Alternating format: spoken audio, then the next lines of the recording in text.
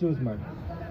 Even size ಅಂದರೆ ಒಂದೇ ಥರ ಕಂಟೈನರ್, ಅದು ನಿಮಗೆ ಬಿಟ್ಟಿದ್ದು, ನೀವು ರೌಂಡ್ ಇಡ್ತೀರಾ, ಹಾರಿಜಾಂಟಲ್ ಇಡ್ತೀರಾ, ಯಾವ ಥರ. ಬಟ್ ಆದಷ್ಟು ಒಂದೇ ಡಿಸೈನ್ನ ಮೇಂಟೈನ್ ಮಾಡೋದಿದ್ರೆ, ನಾಳೆ ಡ್ರಿಪ್ ಕಟ್ಟೋದಿದ್ರೆ ಈ ಥರ 10 ಪಾಟ್ ಇಟ್ಟರೆ 10 ಪಾಟಿಗೆ ಇಲ್ಲಿ ಡ್ರಿಪ್ ಪೈಪ್ ಕಟ್ಬೋದು, ಪಾಟಿಗೆ ತೂತ್ ಮಾಡಿ. ಬೇರೆದ್ರಲ್ಲಿ ಆಗಲ್ಲ, ಒಂದು ಮೇಲೆ ಒಂದು ಕೆಳಗಡೆ, ಕರೆಕ್ಟಾ?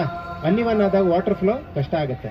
ಸೊ ಅದಕ್ಕೆ ಹೇಳ್ತಾ ಇದ್ದೀನಿ, ನಾನು ಮಾಡಿದ ಮಿಸ್ಟೇಕ್ ಇವಾಗ ಕರೆಕ್ಟ್ ಮಾಡ್ಕೊತಾ ಇದ್ದೀನಿ. So we don't want you to do, ಮಾಡಬೇಕಾದ್ರೆ ಕರೆಕ್ಟಾಗಿ ಸ್ಟಾರ್ಟ್ ಮಾಡಿ. ಆಮೇಲೆ ಇವಾಗ ಮರಳು ಬಗ್ಗೆ ಹೇಳಿದೆ, ಮರಳು ಬಂದ್ಬಿಟ್ಟು ಕಾಸ್ಟ್ಲಿ ಐಟಮು ಸಿಗ್ತಾ ಇಲ್ಲ. ಆಮೇಲೆ ಇವಾಗೆಲ್ಲ ಜೆಲ್ಲಿ ಪೌಡರ್ ಅಂತ ಸಿಗ್ತಾ ಇದೆ, ಅದು ಮರಳಿಗೆ ಆಲ್ಟರ್ನೇಟಿವ್ ಅಂತ ಮಾಡ್ತಿದ್ದಾರೆ. ದಯವಿಟ್ಟು ಯೂಸ್ ಮಾಡಬೇಡಿ, it has highest gypsum.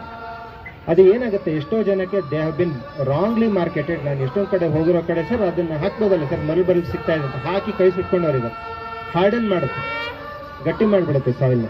So ದಯವಿಟ್ಟು ಯೂಸ್ ಮಾಡಬೇಡಿ. ಅದ್ರ ಬದಲು cocopeat is the alternative. Cocopeat ಅಂದರೆ ಇಟ್ಸ್ ತೆಂಗಿನ ನಾರಿನ ಒಂದು ಬೈ ಪ್ರಾಡಕ್ಟ್. ಈ ತೆಂಗಿನ ಜುಟ್ಟೆಲ್ಲ ಸುಲಿತೀರಲ್ವಾ, ಅದನ್ನು ನೀರಲ್ಲಿ ಸೋಕ್ ಮಾಡಿ ಅದನ್ನು ಪೌಡ್ರ್ ಮಾಡಿ ಯೂಸ್ ಮಾಡ್ತಾರೆ.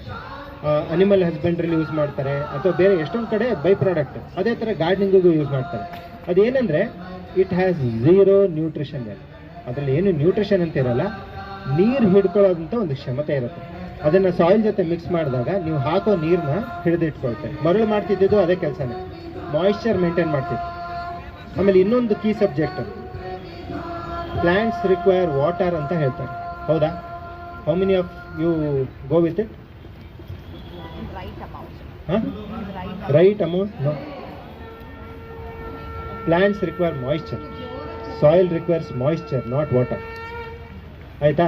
Moisture is important. ಸೊ ಯಾತಕ್ಕೆ ಹೇಳ್ತಾ ಇದ್ದೀನಿ ಅಂದರೆ, ನೀರು ಬೇಕು ಅಂದಾಗ ನೀರು ಸುರಿಯೋದು ಜಾಸ್ತಿ ಹಾಕ್ಬೇಡಿ. ಅದಕ್ಕೆ ಬೇಕಾಗೋದು ಮಾಯಿಶ್ಚರ್. ಆ ಟೈಮಿಗೆ ಎಷ್ಟು ಮಾಯಿಶ್ಚರ್ ಸಿಕ್ತೋ ಮೋರ್ ದೆನ್ ಎನಫ್. ಅವಾಗಲೇ ರೂಟ್ಸ್ ಎಕ್ಸ್ಪ್ಯಾಂಡ್ ಆಗೋದು, ಚೆನ್ನಾಗಿ ಹರಡೋದು.